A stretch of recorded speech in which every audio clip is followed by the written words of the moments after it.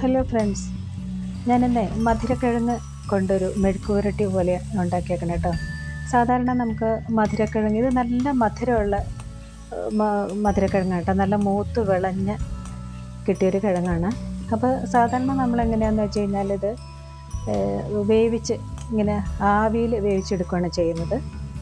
പക്ഷേ ഞാനിത് ചെറുതായി നുറുക്കി ഒന്ന് മെഴുക്കുപുരട്ടി പോലെ ഉണ്ടാക്കുകയാണ് ചെയ്തത് കേട്ടോ. ഇത് തോരൻ വയ്ക്കും ചെറുതായിട്ട് അരിഞ്ഞ്. അപ്പോൾ 2 കിഴങ്ങ് എനിക്ക് കിട്ടിയിട്ടുണ്ട്. നല്ല മൂത്ത് വിളഞ്ഞതാട്ടോ. നല്ല നല്ല മധുരമുള്ള, നമുക്ക് വെറുതെ പച്ചയ്ക്കാണെങ്കിലും കഴിക്കാം. നല്ല നൂറുള്ള മധുരക്കിഴങ്ങാണ്. അപ്പോൾ എനിക്ക് കത്തി കൊണ്ട് ഇതുപോലെ ചെയ്യുന്നതാണ് കേട്ടോ എളുപ്പം. ഞാൻ ഇതുപോലെയാണ് ചെയ്യണത്. അപ്പോൾ ഇത് എല്ലാം നന്നായിട്ട് ഇതുപോലെ ക്ലീൻ ചെയ്തെടുത്തിട്ടുണ്ട്. പിന്നെ കേടുണ്ട് ഇടയ്ക്ക്. അതൊക്കെ ഞങ്ങൾ കരിക്കൻ തിന്നെന്നൊക്കെ പറയും. കാരണം ഇത് മണ്ണിനടിയിൽ ഉണ്ടാവണമാണല്ലോ. അപ്പോൾ അതെന്തെങ്കിലും ഇങ്ങനെ മണ്ണിൻ്റെ ഇതുകൊണ്ടേ ചിലപ്പോൾ ചില സ്ഥലത്തൊക്കെ ഇങ്ങനെ കറുത്ത പാട് വരും. അപ്പോൾ അതൊക്കെ ചീവി നന്നായിട്ട് കളഞ്ഞതിന് ശേഷം വേണം ഇത് കട്ട് ചെയ്തെടുക്കാനായിട്ടോ. അപ്പോൾ ഇതുപോലെ എല്ലാം നന്നായിട്ട് ചീവി നന്നായിട്ട് കളഞ്ഞിട്ടുണ്ട്. പിന്നെ ഇതിനൊരു കറയുണ്ട്. അത് ഇച്ചിരി വെളിച്ചെണ്ണയൊക്കെ പുരട്ടിക്കഴിഞ്ഞാൽ ആ കയ്യുമ്മ ഇങ്ങനെ പറ്റി പിടിക്കാണ്ടിരുന്നോളൂ. അപ്പോൾ ഇതുപോലെ എല്ലാം ക്ലീൻ ചെയ്ത് കൊണ്ടുവന്നിട്ടുണ്ട്. ഇനി ഇത് നമുക്ക് മുറിച്ച് ചെറുതായിട്ട്, അധികം വലുത് വേണ്ട, അധികം തീരെ ചെറുതും വേണ്ട. ഇത് പെട്ടെന്ന് ആവിയിൽ വേവിച്ചെടുക്കാം കേട്ടോ. ശരിക്കും കുക്കറിലൊന്നും വയ്ക്കേണ്ട ആവശ്യമില്ല. പക്ഷേ എനിക്കിത്തിരി അർജൻറ്റ് കാര്യമുള്ളത് കൊണ്ട് പെട്ടെന്ന് വേവിച്ചെടുക്കുകയാണ് ചെയ്തത്. ഇതുപോലെ ചെറുതായിട്ട് കട്ട് ചെയ്തിട്ട് ഞാൻ കുക്കറിലൊരു വിസിൽ വരുത്തി വേവിച്ചെടുക്കുകയാണ് ചെയ്തത്. അപ്പോൾ ഇതുപോലെ നീളത്തിൽ അരിഞ്ഞിട്ട് ഇങ്ങനെ കട്ട് ചെയ്ത് പിടിപ്പിച്ചാത്തേക്ക് നല്ല മുറിച്ച കേട്ടോ. കാണാൻ ഭംഗിയില്ലെങ്കിലും ഭയങ്കര മുറിച്ചതിന്. അപ്പോൾ ഇതുപോലെ എല്ലാം കട്ട് ചെയ്തെടുത്തിട്ടുണ്ട്. അധികം വലിയ പീസായി കഴിഞ്ഞാൽ നമുക്ക് കഴിക്കാനായിട്ട് ഭയങ്കര ബുദ്ധിമുട്ടാണ്. എണ്ണ കയ്യിൽ പുരട്ടി തരണം. അത്രയ്ക്ക് ഒരു പശ പോലത്തെ ഒരു കറിയുണ്ട് ഇതിന്. അപ്പോൾ ഇതുപോലെ എല്ലാം ഇങ്ങനെ കട്ട് ചെയ്തെടുത്തിട്ട് ഇനി കഴുകേണ്ട കാര്യമില്ല കേട്ടോ. നന്നായിട്ട് കഴുകി ഒക്കെ എടുത്തേക്കുന്നതാണ്. എന്നിട്ട് നമുക്കിത് കുക്കറിലേക്ക് ഇട്ടിട്ട് വേവിച്ചെടുക്കണം. അപ്പോൾ എല്ലാ പീസും ഇതുപോലെ ചെറുതായി കട്ട് ചെയ്തെടുക്കുന്നുണ്ട്.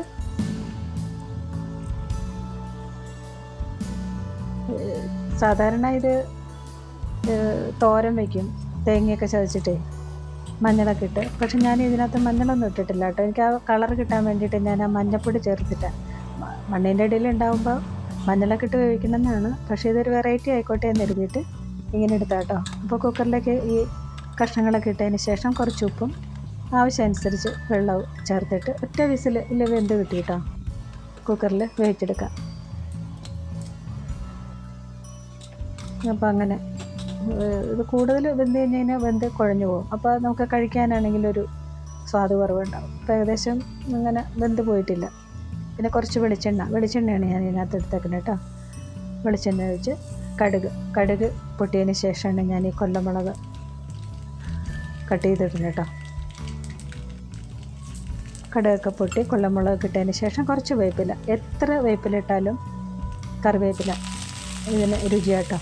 പിന്നെ വേണ്ടത് ചെറിയ ഉള്ളിയില്ലേ, നന്നായിട്ട് ഞാൻ എടുത്ത് വെച്ചിട്ടുണ്ട്. പിന്നെ ഒരു കഷ്ണം ഇഞ്ചിയും കൂടി ഇട്ട് കഴിഞ്ഞാൽ ഒരു പ്രത്യേക രുചിയുണ്ട്.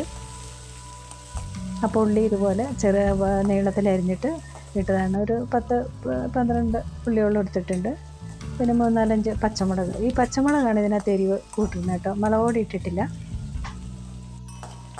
നന്നായിട്ട് മൊരിഞ്ഞ ശേഷം ഈ വേവിച്ച് വെച്ചിരിക്കുന്ന കിഴങ്ങ് അങ്ങോട്ട് ഇടണം. പിന്നെ ഇതിനകത്ത് വെളുത്തുള്ളി ഇടണം കേട്ടോ. കാരണം ഈ മണ്ണിൻ്റെ ഇടയിൽ ഉണ്ടാവുന്നതിനൊക്കെ നമുക്ക് ഗ്യാസ് ഉണ്ടാവുമല്ലോ. അപ്പോൾ അതുകൊണ്ട് വെളുത്തുള്ളി ഒരു 3-4 അല്ലി ഞാൻ നീളത്തിൽ അരിഞ്ഞതിട്ടിട്ടുണ്ട്.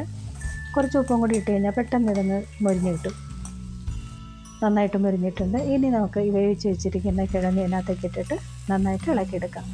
നല്ല ടേസ്റ്റി ആയിട്ടുള്ളൊരു മധുരക്കിഴങ്ങ് മെഴുക്ക് പുരട്ടി ആണ് കേട്ടോ.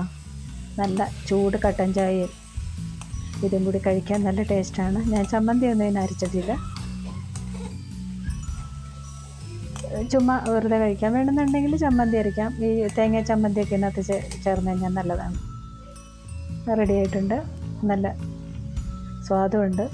ഞാൻ പ്ലേറ്റിലേക്ക് പകർത്തി വയ്ക്കാം. അപ്പോൾ ഇന്നത്തെ എൻ്റെ റെസിപ്പി ഇഷ്ടപ്പെട്ടോ? മധുരക്കിഴങ്ങ് മെഴുക്ക് പുരട്ടി എന്ന് പറയും. അപ്പോൾ ഇതുപോലെ കിട്ടുവാണെങ്കിൽ ഇതുപോലെ ഒന്നും ഉണ്ടാക്കി നോക്കൂ, നന്നായിരിക്കും കേട്ടോ. നമ്മൾ ആവിയിൽ വേവിച്ചെടുക്കുന്നതിലും നല്ലത് ഇതുപോലെ ഒന്ന് ഉണ്ടാക്കി നോക്കണേ. അപ്പോൾ ഓക്കെ, താങ്ക് യു.